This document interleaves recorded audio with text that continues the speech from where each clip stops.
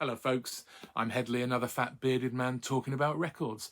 And I've got an interesting little video for you today. I'm only going to show 4 records, but these 4 records were produced by the same producer. They were engineered by the same engineer. They have the same musicians on them, and even they have the same design team creating the covers. And these were released in 1973 by Playboy Records. Misses. Now, Playboy Records had been around since, I think, the late 50s. But by the early 70s, they were branching out, trying to find new things, new kind of musical trends that they were following. They enlisted Ray Harris. Now, you might have heard of Ray Harris. He was one of the early Sun Records rockabillys. He was from Tupelo, Mississippi, the same as Elvis, and I believe he was in the studio when Elvis Presley recorded some of his Sun Records as well. But he left Sun Records and created his own label, High Records, which he would co-run for many, many years. Lots of famous artists are on that label. You can go and look up who they were. I'm not going to bother to tell you. You know, teaching grandmother to suck eggs. But anyway, by the 1970s, he was getting a bit homesick for Tupelo. And it just so happened that he got given an offer by Playboy Records to produce something like 80 masters, which would be about 6, 7, 8 records. So he was signed to do that. So him and with the help of Sam Phillips, obviously from Sun Records, they set up Trace Studios in Tupelo at his farm. So a lot of the recording equipment had come from Sun Records, so it was sort of vintage equipment that has a real history to it.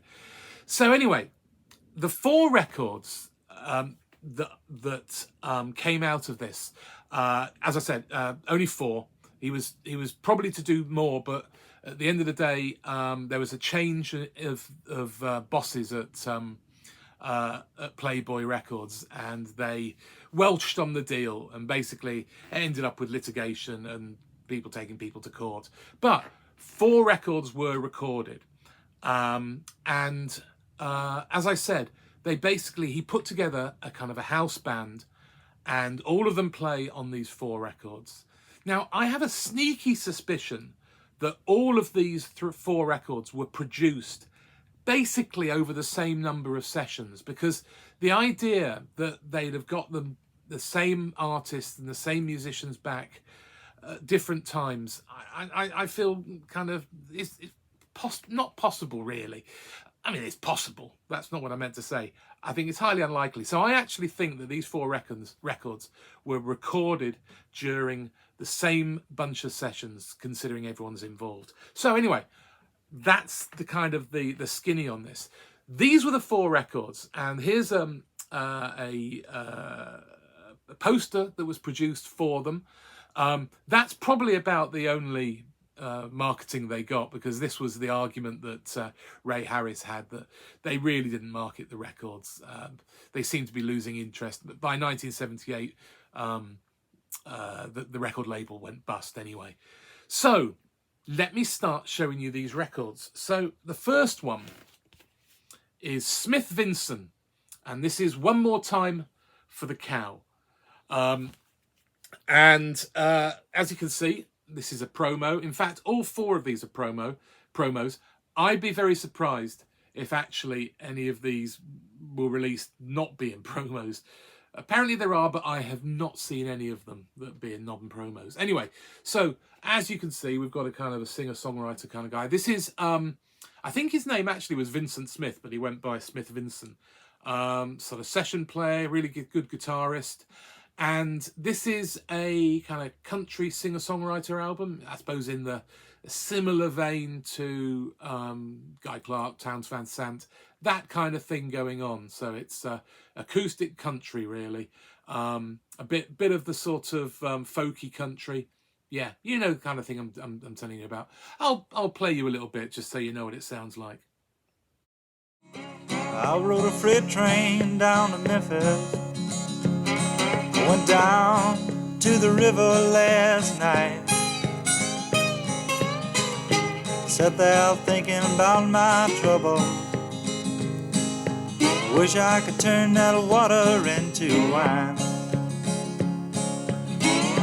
I know wine ain't the best thing to have, but it's better than nothing at all. Turn that water into gypsy rose, and how the gypsy rose born. Me and you and me, standing in the rain on the corner of the street. Rain coming down and get my guitar wet, and the strings turn my aching fingers green. Yeah, so that was Smith Vincent from his only album. I think he died in the mid 90s. I think possibly. I don't know, but so there's the back. Really quite boring. Now all of them come with the the rather garish Playboy Records inner sleeve, which I want to say psychedelic. They're not really psychedelic. But this one also comes with a little bit of a press release. I quite like the quote. Where is it? I need my glasses for this. Yeah.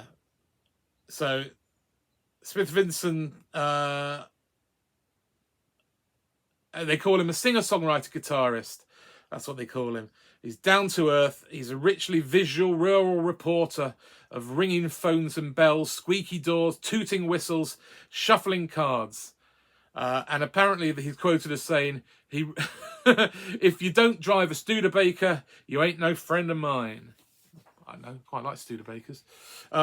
Anyway, so the number of art. So this is probably the best bet for me to tell you who was on this. So Smith Vincent plays guitar. You've got Merle Taylor on fiddle.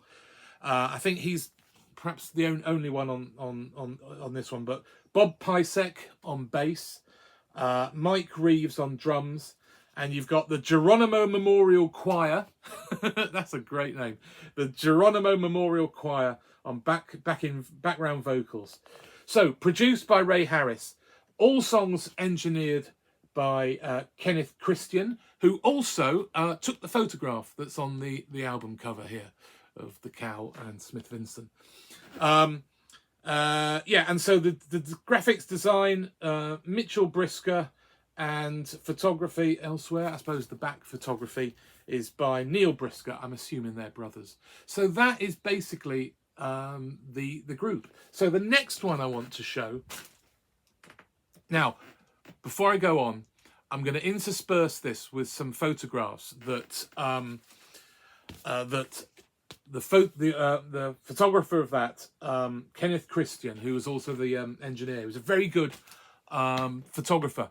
Now, I found that he's got well, in the past, he had a site with some great photographs from this period, with all the various artists and people involved. Now, I don't have permission to show these.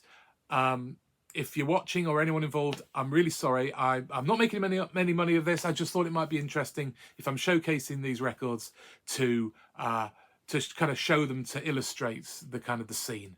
So if you've got a problem, let me know. I will take them down. But hopefully, you know, it's coming from a place of love and respect. And I couldn't find how to contact anyone to use these. Anyway, so I'll put up some photographs while we go along. But this is the second album. This is Blackjack Davy by David Lee Daniels. Now, again, the promo and the sleeve, as I said. So I'm going to take that out because I can't get it back in. So there he is on the back cover. Now this is kind of country tinged, singer-songwriter, poppy kind of material. You've got a bit of soul in here, because this one, as I said, has the same number of artists. We've got Larry Morgan on piano and organ, Bob Pysek bass, Mike Reeve drums. We've got the Geronimo Memorial Choir on here. But we also have the Muscle Shoals Brass, and it has string arrangements by James Mitchell. But there's some great stuff on here. The title track, Blackjack Davy, which of course is a sort of folk standard, is great. The Good Old Days is great as well. But yeah, another fine album. Sold nothing, of course. Had very little marketing to help it. There he is. Yeah, so have a listen to something from this.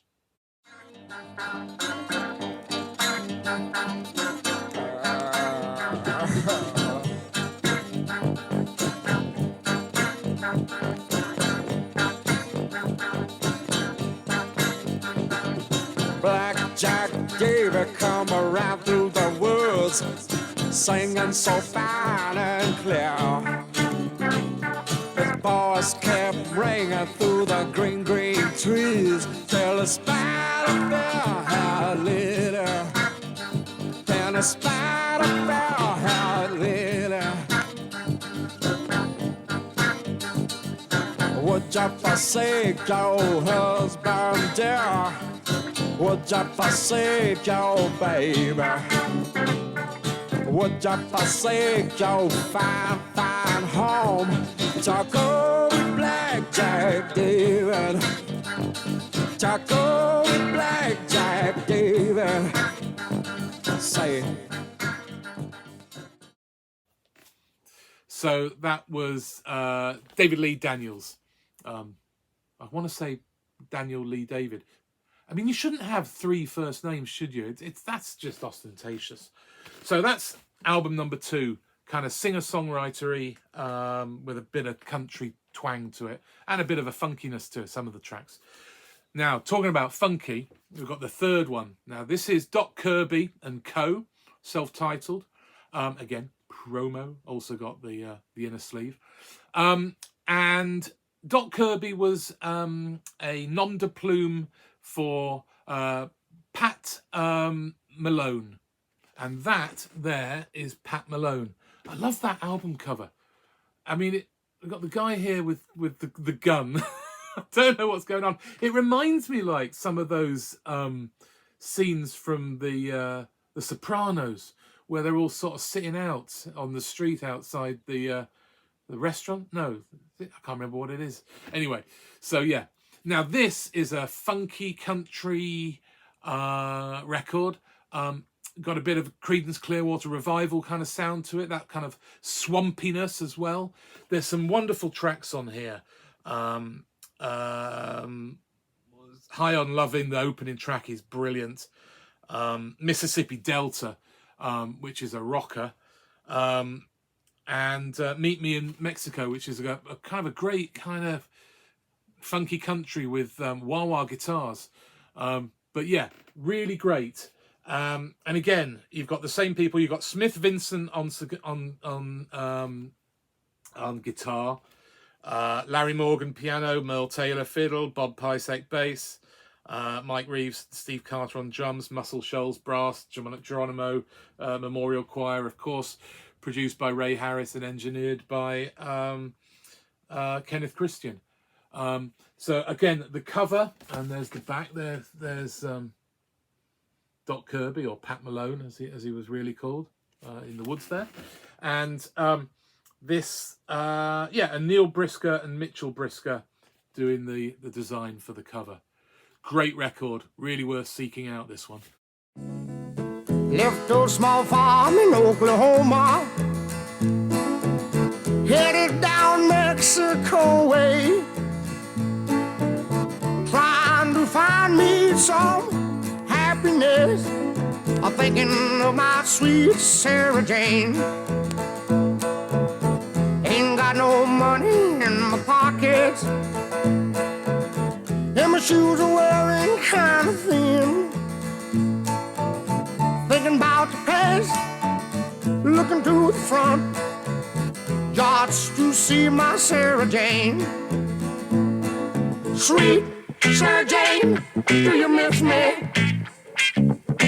Do I hear you calling out my name?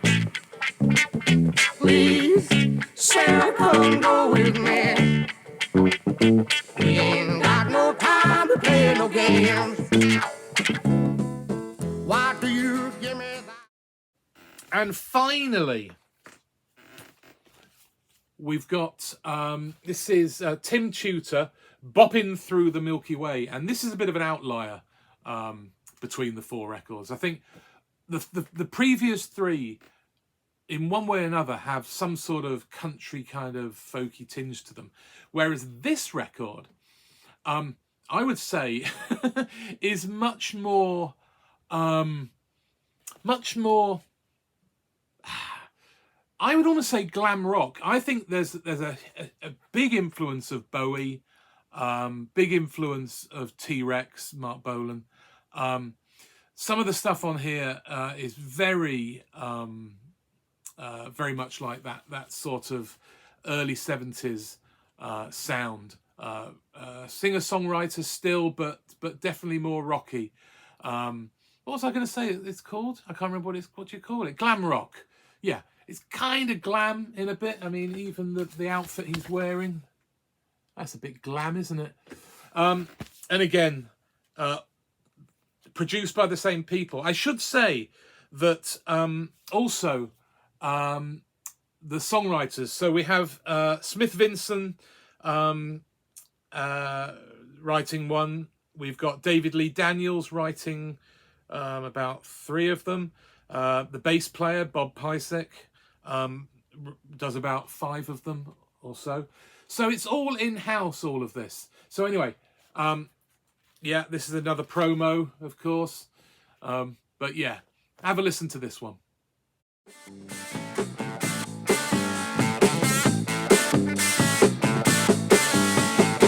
I'm feeling nasty, got the hots for some fun. I call my brothers, put some folks on the run. I say, yeah, we see your $2 head. You know that rednecks and bags are in. We got to stop it all, Lord, and start again. I said, yeah, you're such a filthy dove.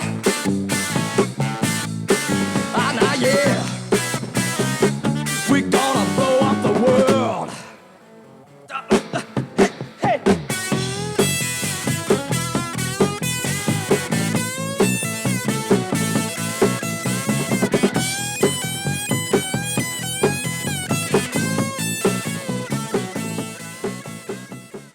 So there you go, Tim Tudor, Bopping Through the Milky Way. Even the album title sounds a bit sort of Bowie, doesn't it? Milky Way, space, all that kind of stuff. Anyway, so I just thought it was interesting to show those 4 records. As I said, they were the only 4 that came out of that deal that Ray Harris did with Playboy Records. I'm sorry that was a bit rambling, but interesting records, really worth seeking out. Now this one was the one that I wasn't sure I was going to like. It's the one that I picked up most recently, but actually it's really grown on me. I think it's quite good. So there you go. So that's Playboy Records, all recorded at Trace Studios by Ray Harris, by basically the same bunch of musicians. I think during the same sessions. That might not be the case. Anyway, I hope you've liked that. Like I said, they're all worth picking up if you ever see them. So until then, what do you mean until then? There is no until then. Until I see you again. Let's have a look at that. Ooh, bye-bye. Bye-bye.